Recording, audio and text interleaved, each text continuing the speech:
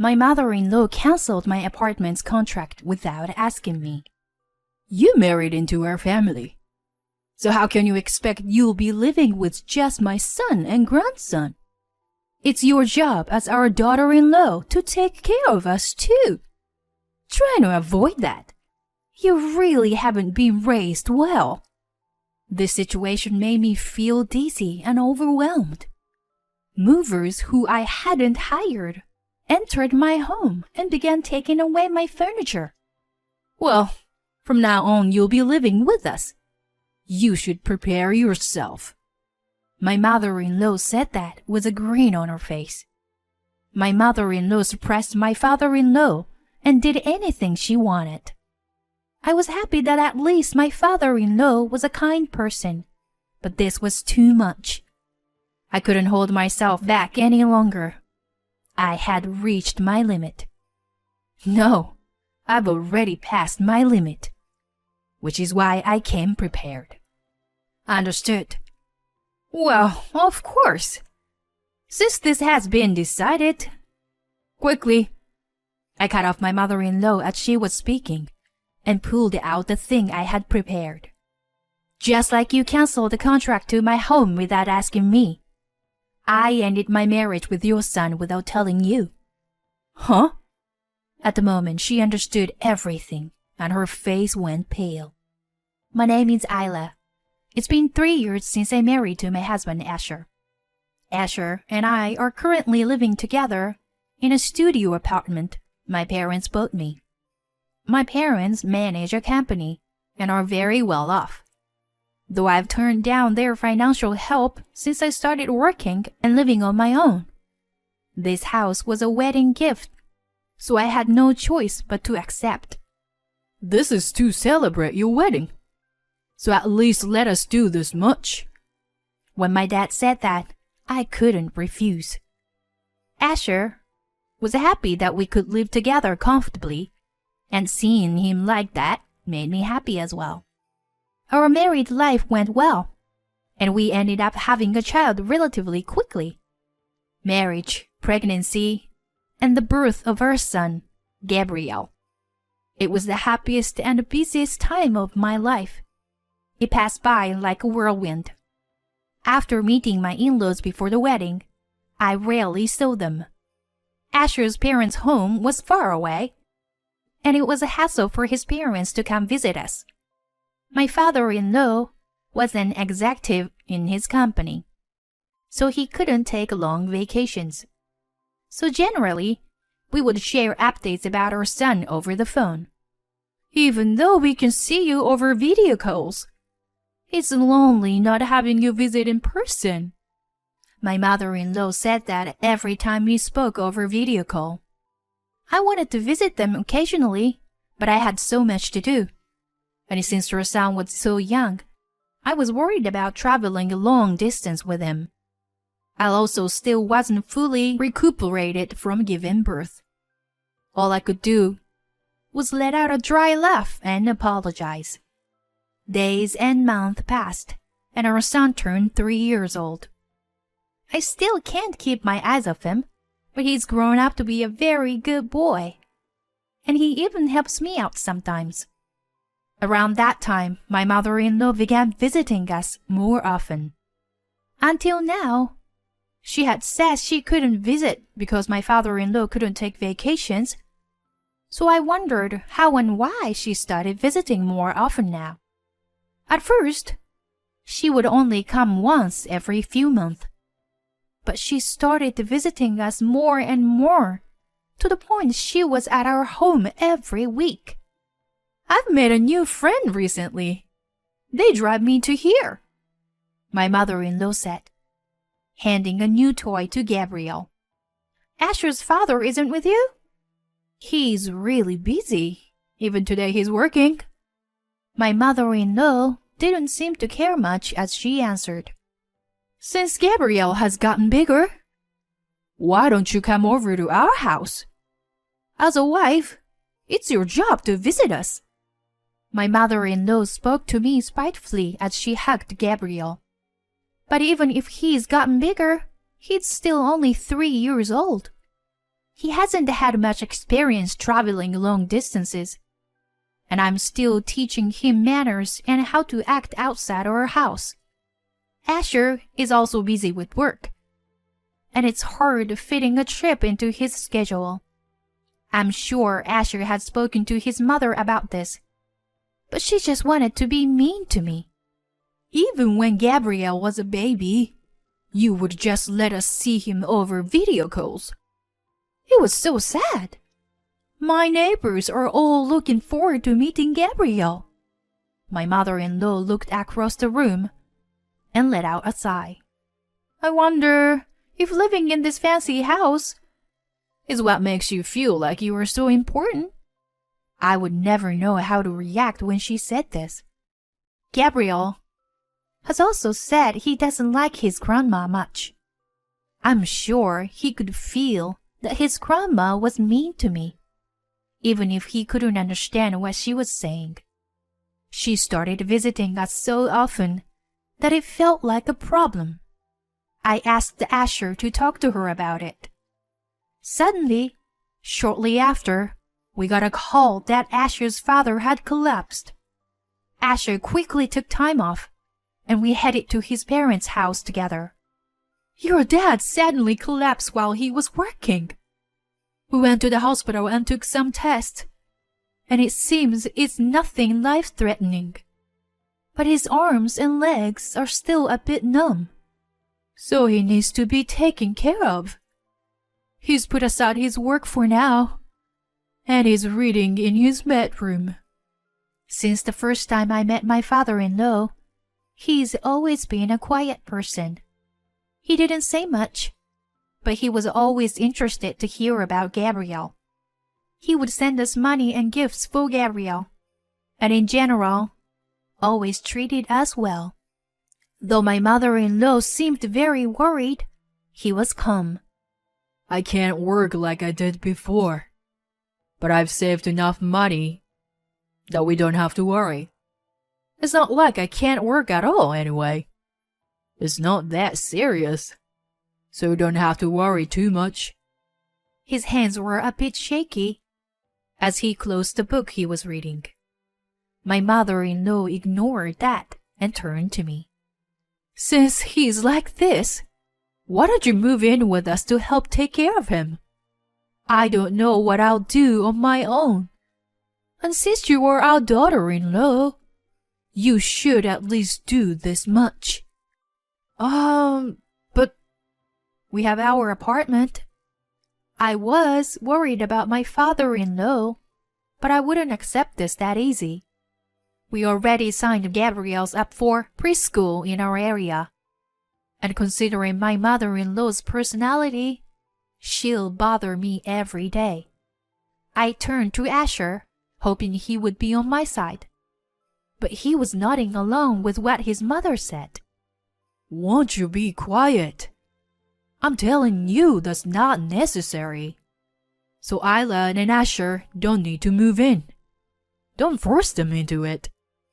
My father-in-law's words hang in the air. The situation was settled. That day we were able to return home without a problem. But my mother-in-law began to harass me more. Ayla, I want you to help me. Get here, quickly. She would call me to say that at least once a week. At first, I believed her, and I would rush over. But each time it was for something unimportant. There's a bug in the kitchen. Catch it for me. I need to pull the weeds from the garden. Help me. You got here too late. I've already resolved my problem. Every time it'd be something like that. But I knew if I ignored her, it would become a huge drama. So I had no choice but to go every time. You know, that we live far away. So coming here isn't that easy, right? Please, don't call me over if it's not actually urgent. If you lived here, you wouldn't have to do this. You are living leisurely, trying to forget that my husband and I exist. That's why I'm making you travel this distance. It's your fault, not mine. My mother-in-law always acted like she was the victim. I'm sure your husband isn't happy with this. Him? He's only concerned with himself. And I won't listen to a man who can't work anymore. Whatever he says, I don't care. As she was saying this, my mother-in-law's friend called her on the phone. I'm going to meet my friend now. So, you can go home. If I have any more problems, I will call you. Mentally exhausted, I set out on a long journey back home. I've spoken to Asher about this countless times, but he just says the same thing as his mother. I can't move because of my work here. But you are not working, so what's wrong with you moving in with them? I can take care of Gabriel. I can't leave Gabriel to be taken care of by Asher alone. Little by little, I became more upset with Asher and his mother. Thinking about Gabriel, I was worried about him growing up in this sort of environment. I secretly decided to take things into my own hands. One day, I went with Gabriel to the neighborhood grocery store, and when we got home, I saw movers walking around in front of my apartment building. I wondered who in our building could be moving. But as I got closer to my door, I saw that the movers were coming in and out of my apartment. Surprised, I asked the movers what was going on, and they said they were hired to come. When I entered the apartment, I saw Asher and his mother ordering the movers around. Oh, Isla, you're late. What's happening? You keep turning down moving in with us. So I came here to get you. I was full of anger, but my mother-in-law looked at me with a smile. It's your fault not listening to what I say. But don't worry, I won't blame you. You'll be taking care of us from now on, so I will make sure we get along. I decided talking would get me nowhere with my mother-in-law, so I glared at Asher. You're making a scary face. We received this apartment as a present, so we're free to sell it or leave it as we please, right?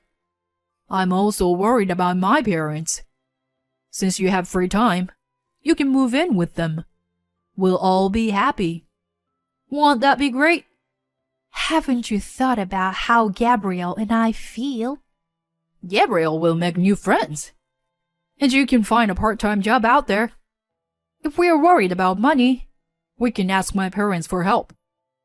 And if we sell this apartment, we'll have enough money for a while. If anything, you're at fault since you abandoned your obligations to us. If you understand, get ready to leave. Seeing how they spoke and nodded to each other without considering my feelings, I couldn't take it anymore. Fine. Yeah, I got it. I hugged Gabriel tightly and gave the biggest smile I could muster.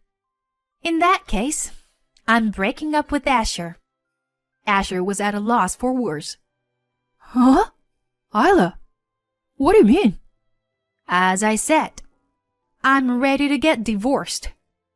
So I leave the rest to you. If you have any complaints, speak to my lawyer. I've recorded our conversation where you talk about how you will force me to move in with your parents. I also have recordings and text message histories showing how your mother treated me. It's better for you to not overthink this and just divorce me. I went into our bedroom and brought out the divorce papers I had prepared. Wait! Do you think we will let you get away with this? Don't you pity Gabriel? Gabriel was surprised by his grandma's sudden yelling, and he began to cry. Grandma, it's scary. I don't like Grandma. Surprised to hear Gabriel's cries, the movers all peeked in to see what was happening. I'm sure they could tell who was the bad person here. Listen to what Gabriel is saying. It seems he won't mind. I'll move in with my parents for a bit, so I'm not worried. My mother-in-law felt too embarrassed to continue screaming in front of the movers, so she went quiet. Having gotten back at her, I felt relieved. Asher, things will probably get tough on you from now on. But I hope you and your mom get along. She just thinks about herself. So be careful. You and I will be divorced, so she's nothing to do with me anymore. I packed a few things and I got ready to leave. Anything else I need, I will buy once I get to my parents' house. Before I left our apartment, I went up to Asher. Thanks for everything. Here's my last present to you, to celebrate the end of our marriage life. As Asher stood there stunned, and with our divorce papers in hand, I handed him a few photos. The photos showed Asher's mother holding hands and walking happily with a man we didn't know. She lied that she had made a new friend. She was actually having an affair. When she would come over to visit us, he would drop her off with a kiss. I saw them kissing on our apartment building's security camera and hired a private investigator to confirm everything. She probably planned to force me to do everything when I moved in with her, so that she could have more time for her affair. Seeing the photo, Asher's face went bright red, and he began to scream at his mom. What is this? Didn't you say you were taking care of Dad? You're wrong. That's not me. My mother-in-law's voice was shaky, and I wondered what would happen from now on. But I don't have anything to do with them anymore, so I can't just stand around and watch them forever. I stepped out of the apartment. After speaking to the movers, I made a phone call. How are you feeling? Yeah, everything is over. On the other side of the phone, my father-in-law replied in a quiet voice. You went through a lot. Sorry about that. Thanks to you, I found out about my wife's affair. You really helped me out. I will handle the rest. I'm praying for you and Gabriel's happiness. I thanked him and hung up the phone. I'm glad I told him everything. Afterwards, my ex-father-in-law divorced his wife. She had been using my father-in-law's retirement money however she wanted. So now that she had to pay it all back, she was in trouble. I've heard she's living in a super run-down apartment now. Even though she is old and her body is weak, she has had to take multiple part-time jobs to pay off her debts. Since she no longer has time or money, her lover abandoned her, and she is living a lonely life. I heard all this from Asher. He regretted always being on his mom's side, and he called me to beg me to get back together with him. Asher said he's also annoyed by his mother's daily complaints and requests for money. Sounds rough. But when I was going through a hard time, and I tried to turn into you, you weren't there for me at all. Bye. I hung up the phone, cutting off what Asher was beginning to say. I blocked his phone number and completely cut off ties with him. Since I moved back in with my parents, I got to relax for a while. After a while, I signed Gabriel's up for a new preschool and began looking for a new job. Now that my mother-in-law is out of my life, I will work as hard as I can for the sake of my son.